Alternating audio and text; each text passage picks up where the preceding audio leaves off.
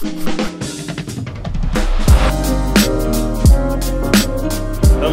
Tifo members. I'm Joe. Welcome to this. Made quite a lot of noise there, didn't you? Sorry, I was moving a book. Alex was moving a book. I was doing an intro. Alex was moving a book. Imagine that. Yes, apologies. We didn't have time this week to do a more in-depth tactics thing. We've had a little bit of a busy one, but we thought we might as well just do a sort of kind of short Q&A based podcast, answer some members' questions. That's quite a good idea, actually. There's a few of them here. Let me go for something interesting first. Ricky Footit. Ricky Footit? Actually, I haven't got my glasses on. I'm quite far away, so if that's not your name, sorry about that. Ricky Footit. Did Kaká... How do you say it? Kaka? I like to say Kaká. I'd say caca, but I don't really know. Kaká! You know, like a bird. Like a bird? Yes, good, good. Did you hear that? Like a bird? Did Kaká fail at Real Madrid purely because of injuries, or was tactics also to blame? The team was built around him at AC Milan, and he was one of many stars at Madrid, so surely, tactically, that must have made a huge difference. Alex, I assume that's for you. I'm guessing that's for me. It's a really good question because it kind of points to a few things. The importance of developing a system to suit a particular player, the impact that players moving from one club to another can have.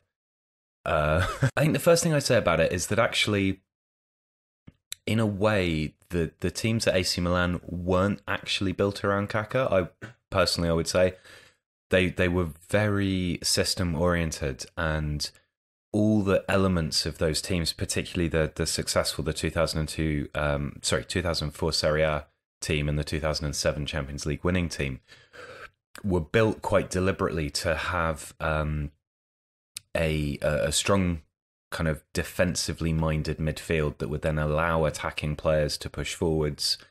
In the 2004 vintage, in the 2007 vintage, they added more dynamic fullbacks in Odo and Yankovlovsky. I think that's how you say his name. So they were teams that were constructed with a system in mind that did allow Kaká to play well, but he wasn't necessarily the only reason that those teams worked.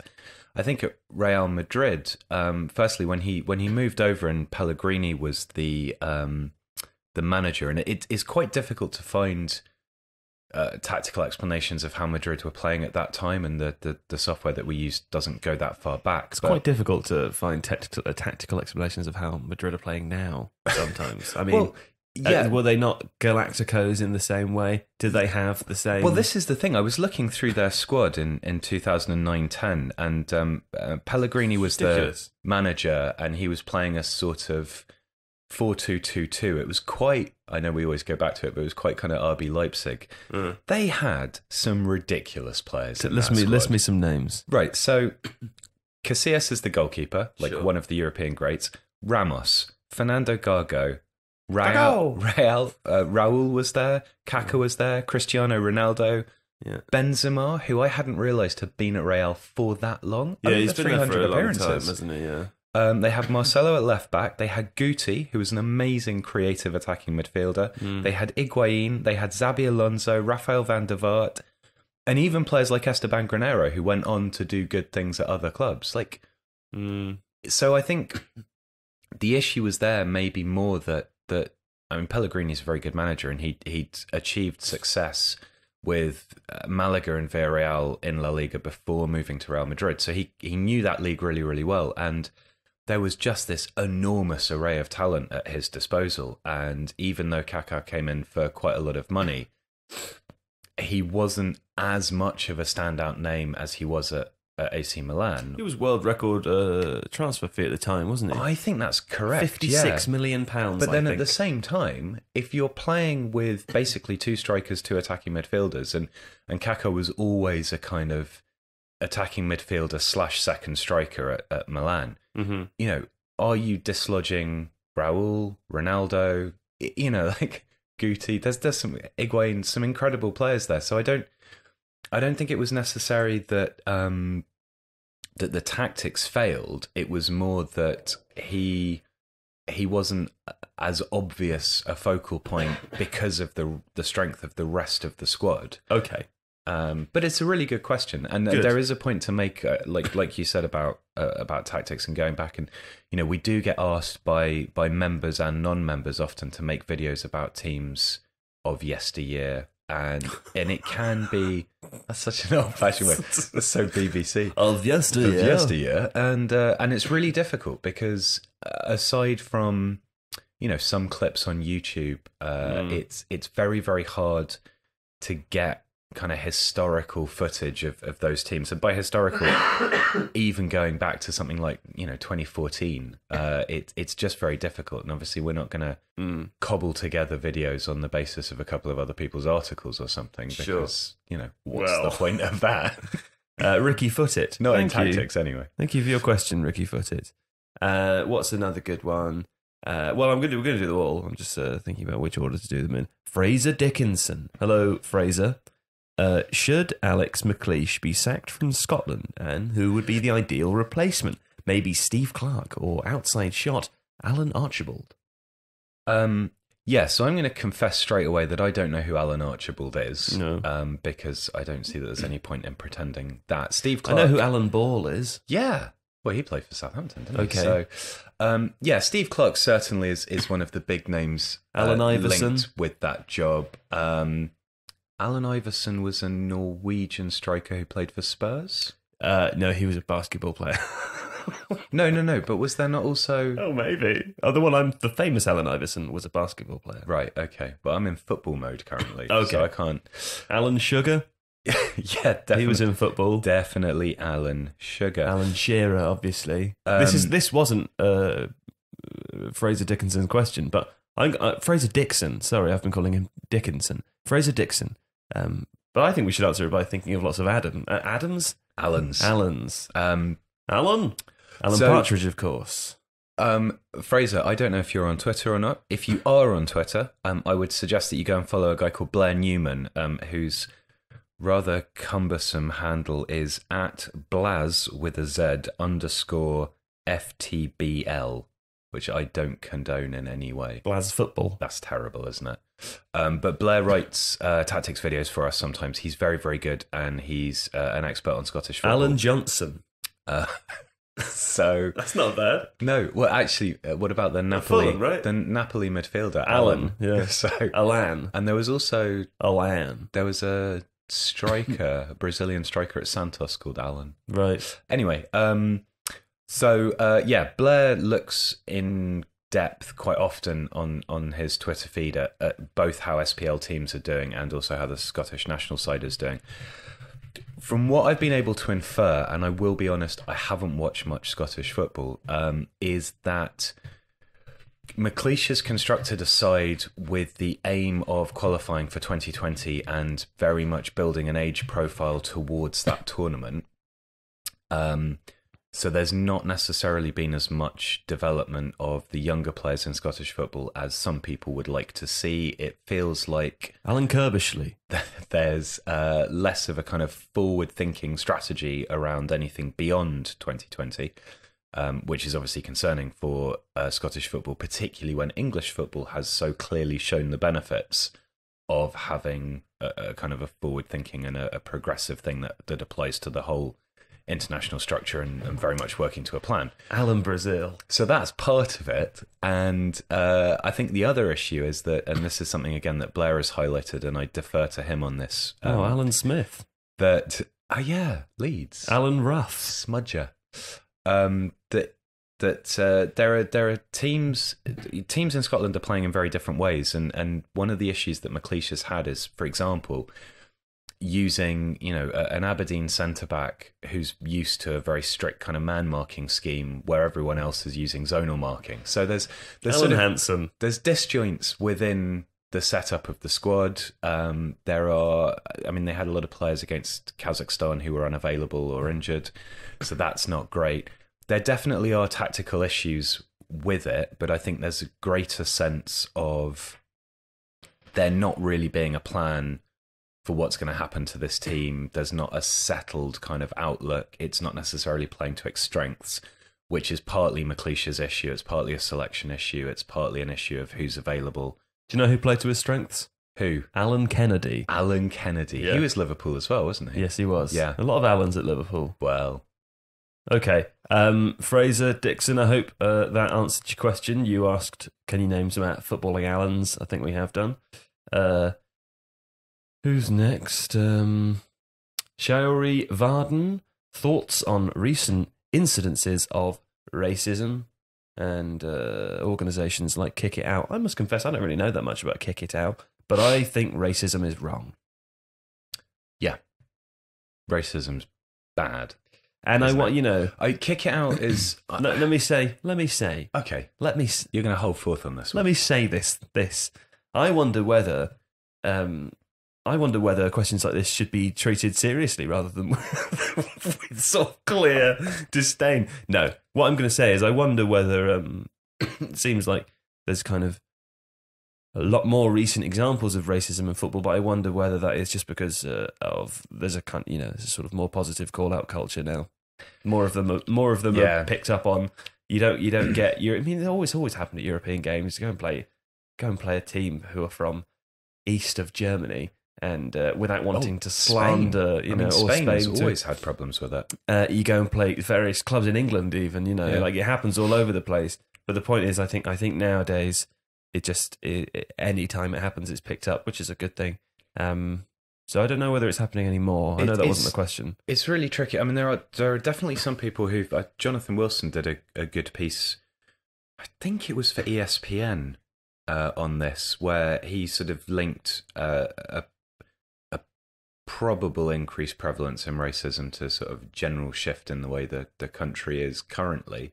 However, I also think it's like I remember it was about 10 years ago or something. There was a fairly significant increase in the number of sexual offences reported by women, and again, there was the same debate: is like, are more of those kinds of crimes being committed, or is it finally, there's a system by which they can be reported properly? People are being encouraged to come forward, and so it looks like it's happening more, but actually it's because people are talking about it more. Yeah. And I think racism at football could be very similar. I don't know. I can't personally remember going to a game and hearing racism. I can definitely remember going to games and hearing homophobia regularly. Sure. Even recently, I went to the Southampton Senior League Sunday Junior Brackets A Cup final. So how do you have a senior league with a junior bracket? Honestly, are they 40 to 50? I do not understand. No. They were sort of normal age, so like teens, 20s. Senior league, junior bracket. Honestly, it's so confusing. It's lower league football, but it was. What happens? Confusion often leads to homophobia. So. It was Durley against somebody in Romsey. They've got like a double name, and there was homophobic abuse that was suffered by one of the players there. And that's like it was a cup final, but it was, it's like very low league teams, not professional at all, on a Thursday night in Hamble, and it was not. So that happens a lot. Racism, I tell you what, I've though, not heard. I don't know. I would say that that gays aren't as important as never mind. I'm just trying to make light of it, but here's the bottom Tifo line. I cannot get in the mindset of anyone who thinks or says any of those things, and therefore, even though it's a horrible situation, it seems sort of hilariously funny to me that anyone would even. It just doesn't make any sense. Things. And I mean, I think it is worth saying how well, particularly Callum Hudson-Odoi, responded to what happened in or what is alleged to have happened, I suppose we're supposed to say, in Montenegro, and also Southgate. So I think English football at that level appears to be responding in the right way. I know Kick It Out have worked a lot with the English FA to kind of foster that culture of openness and discussion and being able to criticise it and being able to encourage players. And Raheem Sterling is really vocal and eloquently vocal on this as well. So Kick It Out are clearly doing good stuff. And racism's shit and doesn't make any sense. Yeah. Really. Hey, thanks, Mr. Varden. The next question is from Johnny Jelaj. Jelaj. I don't know how to say that, or if indeed that is a real name. But it links on this one. I'm so sorry. I've got quite a bad cough. If you were Callum Hudson-Odoi, would you take the move to Bayern or any other big club that happens to be linked to him over the summer and have the possibility to play in the Champions League with some silverware, etc., or stay at Chelsea with the realistic chance of becoming a long-term starting winger? Johnny sounds fun, doesn't he? Yeah. And that voice.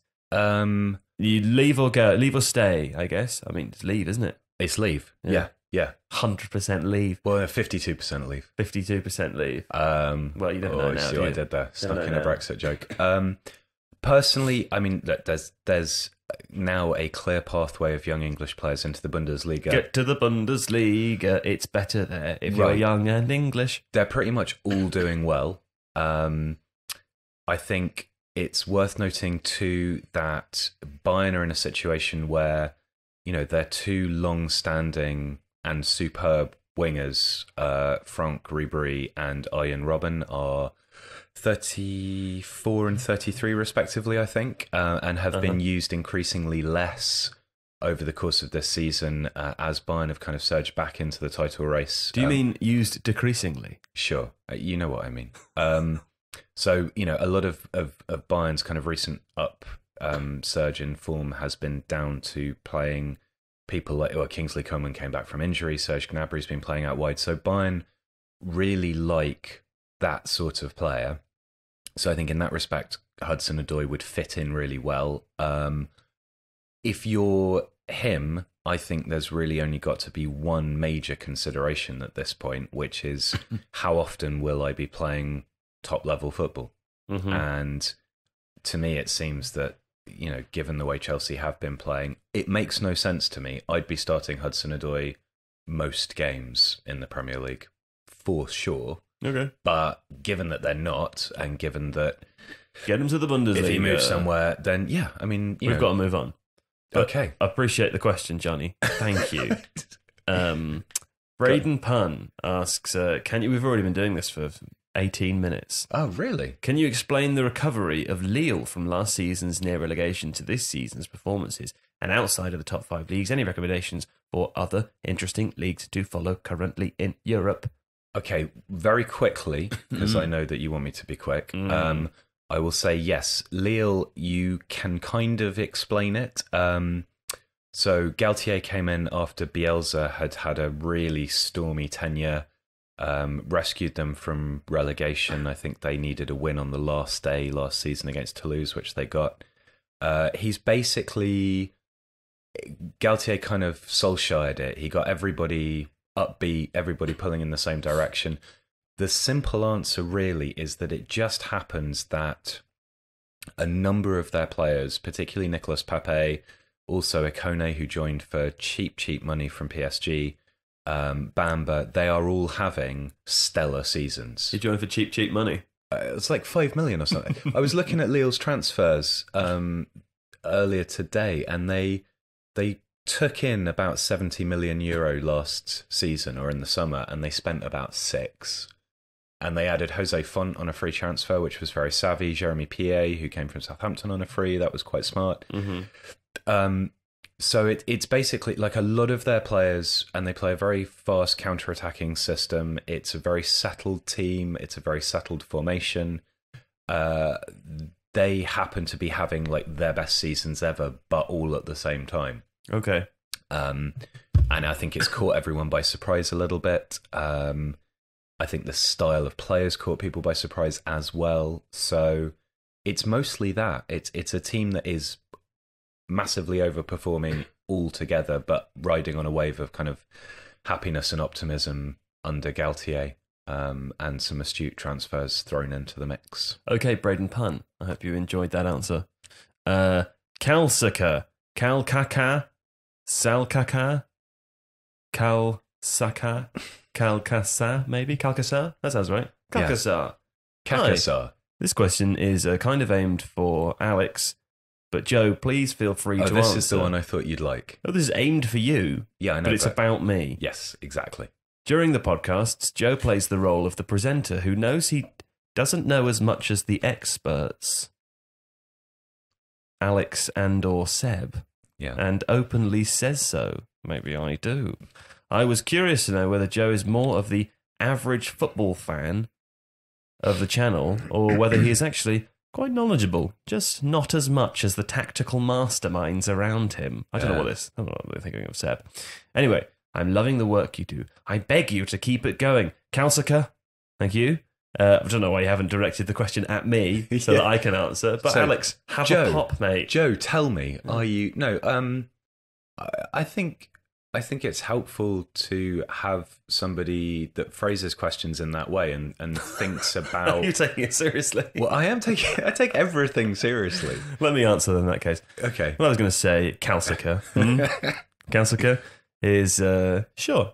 Maybe I don't know as much as the other guys. Maybe I do. Maybe I've got the football knowledge. Maybe what I do is I pretend I don't have the football knowledge, but I throw a little bit of it out there so that people like you, Kalsika, think maybe he's just pretending he doesn't know anything about football. He doesn't know anything but actually, about football. I don't know anything about football. I just know how to make it appear that I know more than it seems that I know. Do you sense? Like football, Joe? The next question is from Adam Turley. There's two from Adam Turley, actually. I'm pretty sure we did a tactics video for Adam Turley as well. I think Adam Turley got our first tactics video. Adam Turley is getting the most of this. He's a loyal member. We like you, Adam. Thank you, Adam Turley. Yeah. My first question is, where does Alex get his football shirts? I also have a decently sized collection, but Alex is on another level. Yes, I can confirm that, Adam. I find it bizarre and uncomfortable. My second question involves a fun mental exercise. Throwing all moral and ethical complications of a closed league out of the window, say you were to build a Major League Soccer expansion club, what player would you build the club around? Your imagination is the limit. So in my case, no limits. In Alex's case, quite severe limits. But, have a think. I know who you'll say. No, you don't. Yeah, I do. Who? Matt Letitia or something. No. Or, okay, fine. Well, Johnny Williams. Current players. Okay, Johnny Williams. Johnny Williams. You would say Craig Bellamy. Johnny Williams of Sunderland. Alan Ball. Alan Hansen. Alan Brazil. Alan Brazil. You could build something around Alan Brazil because of... Is Johnny Williams still at Sunderland? I thought he left. He may have left. He was the one who seemed so nice during that documentary. Yeah, I don't know. He was the one who seemed like he knew the cameras were looking. Oh, you're so cynical. I don't feel like that. I just was trying to say the opposite of what you said. Yeah, fine. But let's answer the question. Where do you get them? Oh, look, I'm wearing a Union Berlin shirt today. Yeah. Isn't that great? Uh-huh. Where do I get them? I get them from a range of the internet, websites, next question. eBay, and charity shops as well. Throwing all moral and ethical... Oh, I've already asked it. What player would you build your MLS expansion club around? Virgil van Dijk. There we go. I'd build mine around... Ronaldinho. No, I was going to say Andrea Kanchelskis. How about that? Another question from Adam is, I would like to know if you all thought that people are unaware that in many cases owners use clubs to launder outrageous sums of money. It's a good job this is a private video, isn't it? Sports wash their images, or do they tend to turn a blind eye to it? I wonder why people don't seem to be more upset about things like this. Well, Adam Turley, as far as I'm aware, there is little to no evidence to suggest that owners use clubs to launder money. I mean, I'm sure they do, as I'm sure people in all industries use businesses that are cash rich at the weekends to launder money. But probably the main reason that we never talk about it and that it's never spoken about, or people don't seem to be upset about it, is A, maybe people don't know. B, no one would be allowed to talk about it because it would get them in a lot of trouble.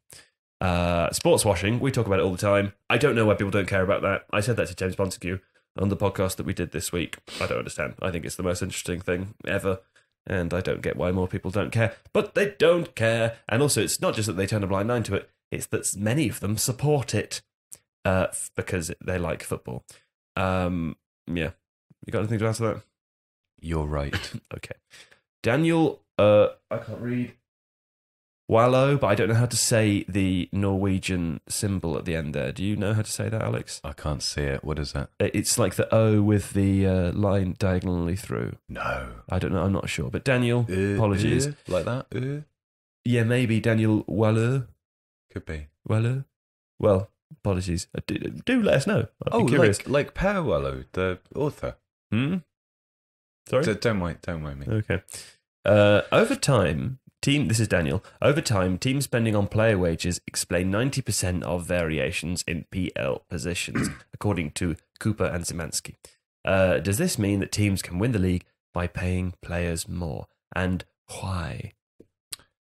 It's a good question. So I think it's now about 80%, and it's a correlation between final league position and wage spend. It's only a correlation, which is the first thing to say. It's not provably causation. The other thing is there's a book here which I will show you because there's a camera. Hello. Which is by 21st Club. 21st Club are a football strategic consultancy based in London. There's a guy called Omar Chaudhuri who's the head of football intelligence there, who's a very, very smart guy. And this book is basically a collection of blog posts that they've put out to do with various things in football. It's really interesting. I would recommend anyone get it. One of the points they make about that is that while there is that correlation, if you actually split the league up into two separate groups, the teams that are effectively rich and poor, then the correlation decreases massively. So one of the things to look at is, are you seeking to compete within the rich half, which would be your Man Cities and Arsenals and Man Uniteds, or are you like Everton, for example, actually massively overachieving in relation to your overall spend, and kind of being up with the big boys but spending as much as the ones who aren't? So it's Everton? Yeah. Everton massively overachieve in terms of their wage spend. Do they? Yeah. But aren't they doing really poorly this season? This is from not this season. This is from sorry, before, you're talking about before. But this season, Wolves. a good example in... Well, I think Wolves' wage bill is probably quite high. But if you look at La Liga, Getafe is a really good example of a team that's massively overachieving compared to its wage budget. And the way it's doing that you is dropped actually... your G there as well, didn't you? I did. Yeah. Wow. Is by playing a style of football which is kind of really anathema to how most of the other La Liga sides play. Yeah. So it's very, very blocky. It's very counter-attacking. It's not, it's not your kind of silky pass and move stuff. And they are overachieving because of it. So yes, you probably can buy success to a degree by paying your players a lot. By default, that means hiring players who deserve big wages rather than paying shit players more. But what's a much more interesting question is, how do you exploit the gaps and be one of the clubs that overachieves in relation to its wage budget? So that's what you should think about, not the other way around. Rear Admiral Alan Bartlett Shepard Jr. Was an American astronaut, naval aviator, test pilot, and businessman. In 1961, he became the first American to travel into space. And in 1971, he walked on the moon, and that was Alan. Have you just Googled famous people called Alan? Alan Rickman, Alan Jackson, Alan Carr, Alan Shearer we've done, Alan Thicke, Alan Hale Jr., not Julia. There's a lot of Alans. Okay. Well, listen. Adam Turley also says, lastly, I'm greatly appreciative of your content and the whole team putting time and effort in to make videos, video podcasts and everything. Thanks, Adam. On that note, though, we should probably announce that we're not making the video podcasts anymore. In short, fuck it, it's the members, isn't it? Because it affects our... It affects a particular statistic on our analytics. This is a ridiculous reason to not do it as well, but it makes sense for us, unfortunately.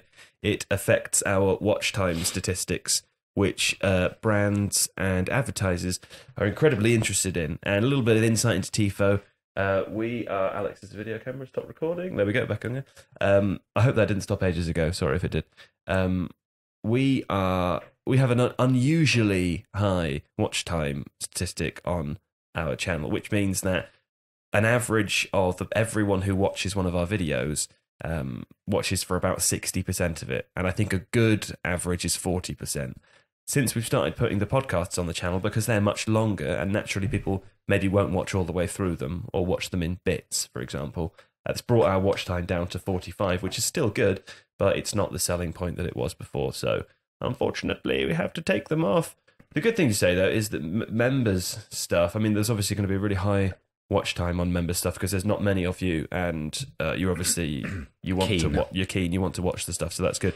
Which means I was going to make the suggestion that every sort of third or fourth week or something, instead of a members tactics video, we just do this because it's half an hour. It's easier. It means members still get access to some kind of podcast.